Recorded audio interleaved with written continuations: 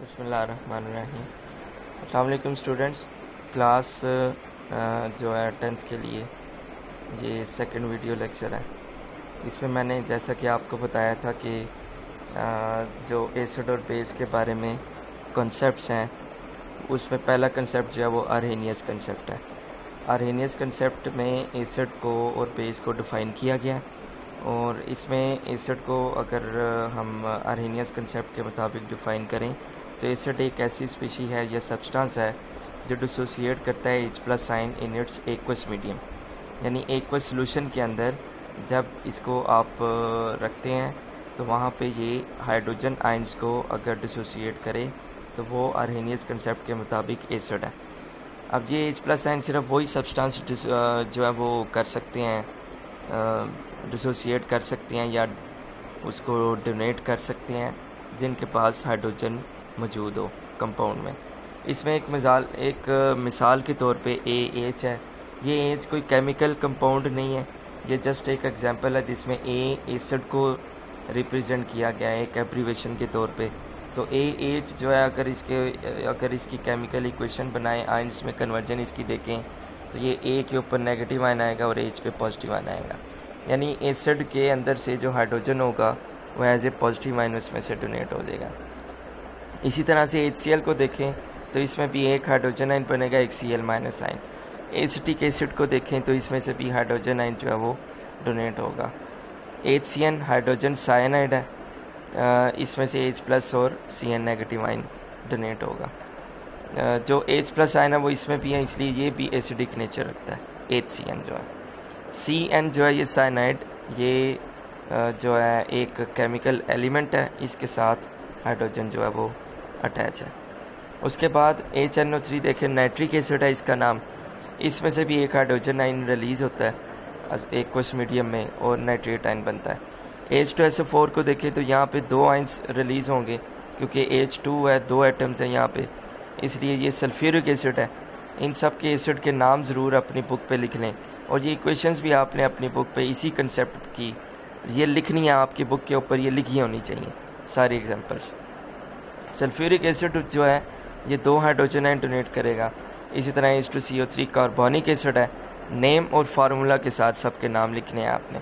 इस H2CO3 2 hydrogen ions को release करेगा अपने एक्वस मीडियम में, इसका नाम कार्बोनिक एसिड है, ये भी आपने फार्मूला अपनी बुक पे नोट करना है।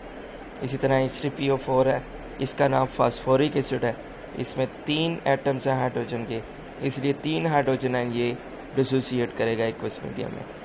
सो ये सारे एसिड्स की इक्वेशंस आपने अपनी बुक पे एज इट इज़, इसमें जितने आयंस बनते हैं वो सारे आपने नोट करने हैं। क्लियर हो गया? शॉर्ट में आप define acid according to Arrhenius concept, ये पहला शॉर्ट बनेगा इसमें से, और उसकी डेफिनेशन लिखेंगे और साथ में एग्जांपल इनमें से कोई सी एक जो आपको इजी लगती है वो कर लें। उसके बाद मेरे पास आ जाता है base. Base is a species which dissociate OH- ion in its aqueous solution, यानी OH इसके पास मौजूद होना चाहिए, ऐसा सब्सटेंस जिसमें OH आयन होगा वो डोनेट कर सकता है, डिसोसिएट कर सकता है एक्वस सॉल्यूशन के अंदर। इसकी एग्जांपल जो है वो हम ले सकते हैं BOH है, ये एक सिंबॉलिकल इक्वेशन है, सिंबॉलिकली हम या एब्रीवेशन के तौर पे हम यूज़ करते हैं। B बेस है तो इसमें से OH जो है वो नेगेटिव आयन डिसोसिएट होगा, P के ऊपर पॉजिटिव आयन आएगा। इसमें एग्जांपल आप देखें, सोडियम हाइड्रोक्साइड कास्टिक सोडा है, सोडियम आयन और हाइड्रोक्सल आयन बनाएगा। KOH है तो पोटाशियम और OH आयन। कैल्शियम हाइड्रोक्साइड है, इसमें 2R है क्योंकि कैल्शियम की वैलेंसी +2 होती है, OH की -1 होती है। आपने जो केमिकल फार्मूला है इसको पढ़ा है कि जब 2 आयंस को पॉजिटिव आयन फर्स्ट लिखें, नेगेटिव आयन लेटर लिखें तो इनकी वैलेंसी जो है वो क्रॉस एक्सचेंज हो जाती हैं। तो इस तरह ये मेरे पास जो फार्मूला बनेगा वो CaOH ट्वाइस बनेगा। सो ये आप 9th क्लास की केमिस्ट्री फर्स्ट चैप्टर में how to write chemical formula में पढ़ चुके हैं। वहाँ से हमें पता चल सकता है कि ये कैल्शियम हाइड्रोक्साइड में 2 क्यों आया है और जब इसके आयंस बनेंगे तो 2OH- आयन क्यों बनेंगे। क्लियर हो गया? उसके बाद इसी तरह मैग्नीशियम के साथ है, इस पर भी +2 चार्ज आएगा और इसमें से भी 2 OH आयन जो है रिलीज़ होंगे। इनमें से देख लीजिएगा एक एग्जांपल जो अभी मेरे जहन में आई, एल्युमिनियम हाइड्रोक्साइड है, ये भी नोट कर लें। इसमें से भी एल्युमिनियम आयन और 3 OH नेगेटिव आयन बनेंगे। इन इक्वेशंस में से भी देख लें, जो बुक पे हैं वो रहने दे, जो बुक पे नहीं है वो साथ आपने नोट कर लेनी है।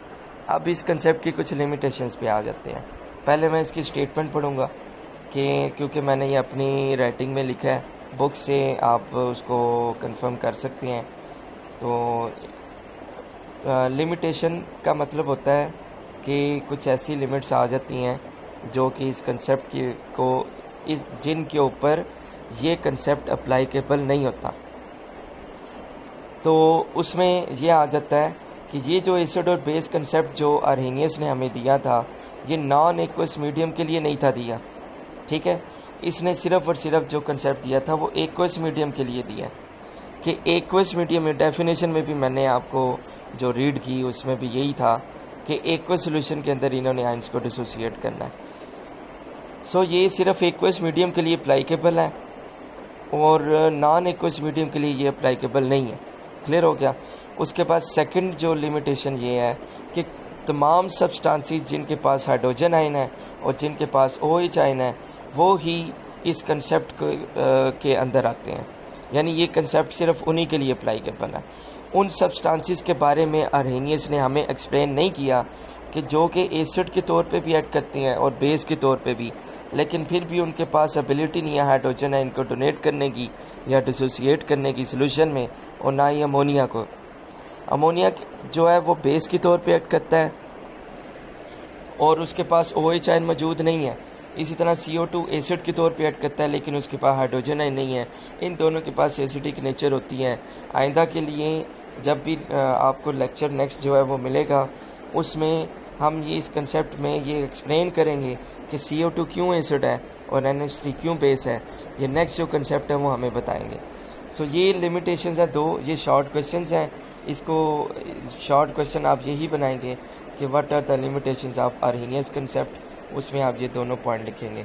और उसके साथ अगर हम बात करें बेस की, तो इसमें से शॉर्ट बनेगा डिफाइन बेस विद एग्जांपल। तो ये आप डेफिनेशन लिखेंगे और इसके साथ इन इक्वेशंस में से कोई एक इक्वेशन आप लिख लीजिएगा। इसी तरह से एसिड की डेफिनेशन होगी और साथ में इनमें से कोई एक इक्वेशन एग्जांपल ले लें।